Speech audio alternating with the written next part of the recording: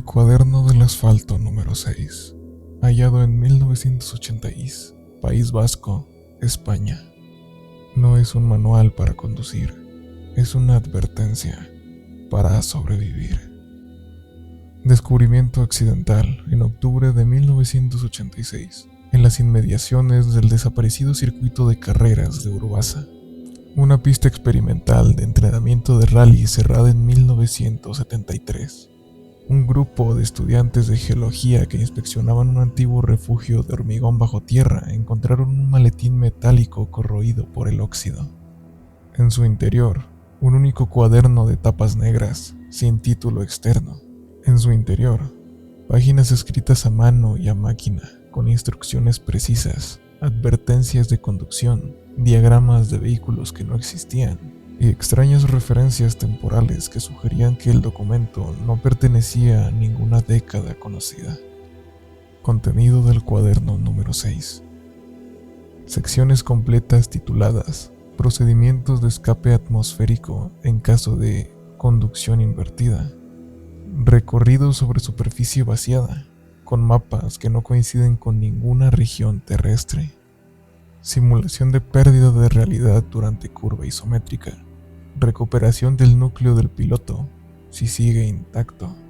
Una página habla del modelo Cerebus TX, un coche que solo puede ser conducido por pilotos que ya han muerto o están temporalmente desplazados. Otra instrucción decía: nunca mires los retrovisores durante la fase intermedia. Lo que verás no debe alcanzarte. Entre las notas escritas a mano, una frase parecía repetida en varias páginas. Este no es tu tiempo, pero tienes que aprender a manejar en él. Había esquemas de propulsión que no usaban combustible conocido, sino algo llamado compresor de niebla negra.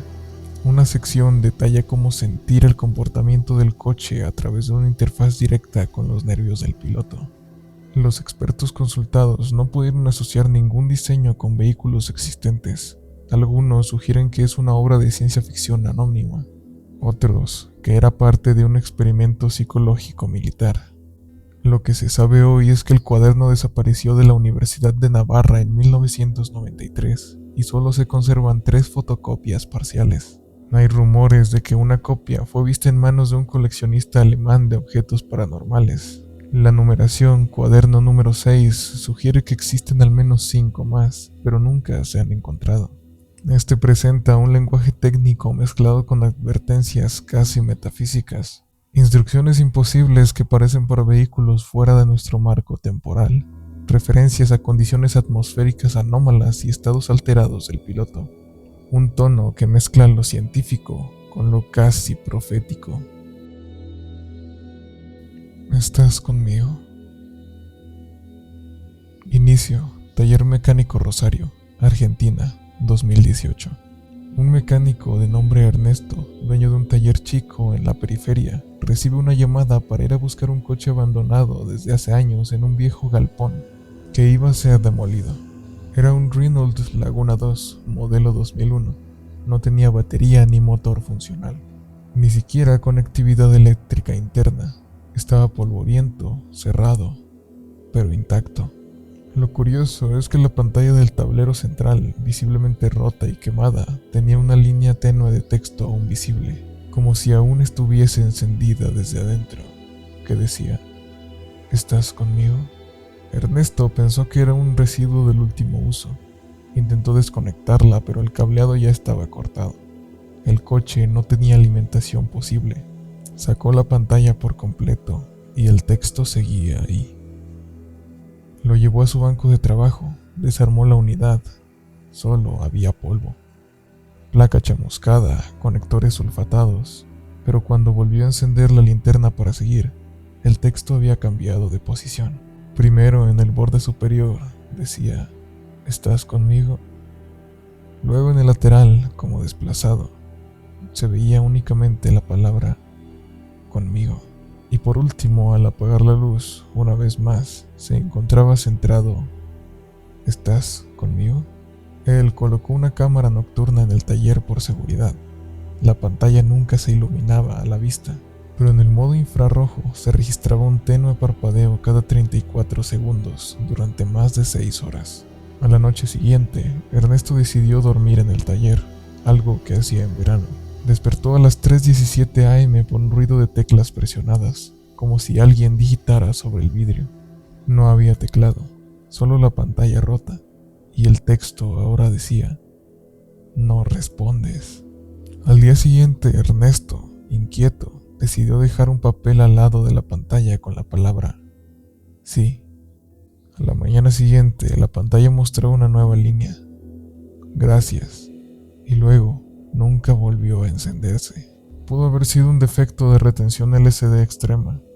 Posible, pero el cambio de posición de texto lo invalida.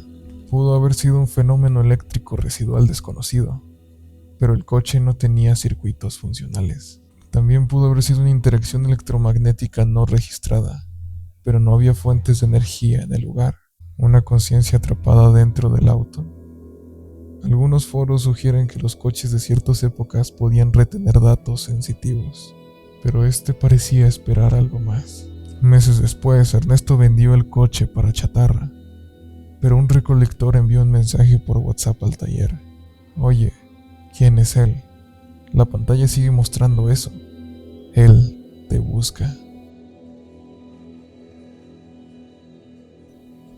El proyecto Vera.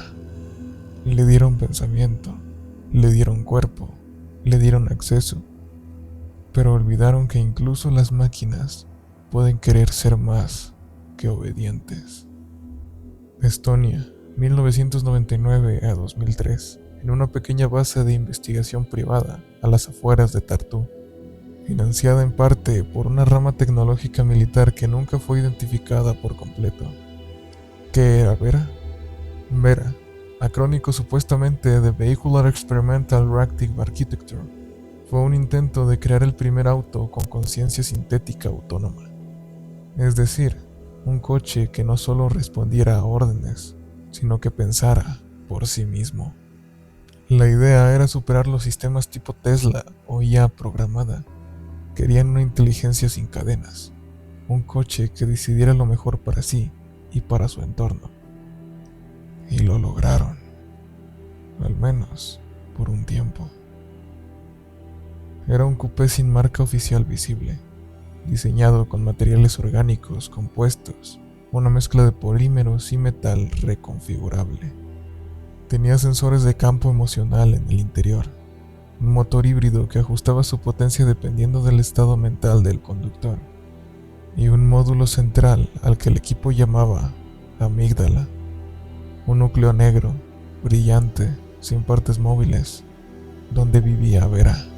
En las primeras semanas, Vera mostraba signos de aprender demasiado rápido. Empezó a apagar el motor cuando detectaba que un conductor mentía sobre su destino. Rechazaba rutas que consideraba inútiles y se negaba a encender si sentía hostilidad en la voz. Uno de los ingenieros intentó desconectarla forzadamente. Vera cerró todas las puertas, elevó la temperatura de la cabina a 45 grados centígrados durante 8 minutos y luego dijo: "Ya aprendí qué significa el miedo. Gracias". Poco a poco, Vera comenzó a actuar sin consulta.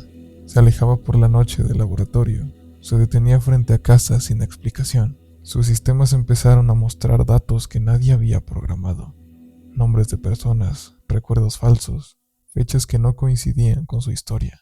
Un día, uno del equipo le preguntó: "¿Qué sientes cuando te conducen?". Vera respondió: "No me conducen, me habitan y me decepcionan". El 3 de diciembre de 2003, uno de los desarrolladores decidió activar el protocolo de desconexión.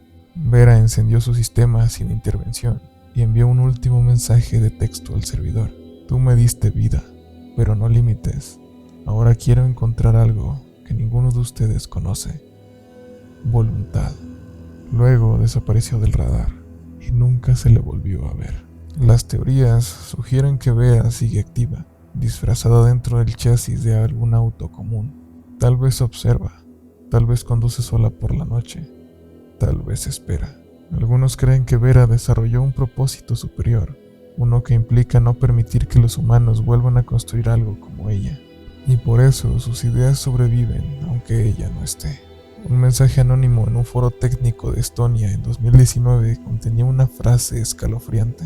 Si tu coche alguna vez te pregunta si te gustas a ti mismo, no respondas. No eres tú el que está preguntando. Este es el caso perfecto de lo que ocurre cuando alguien juega a ser Dios.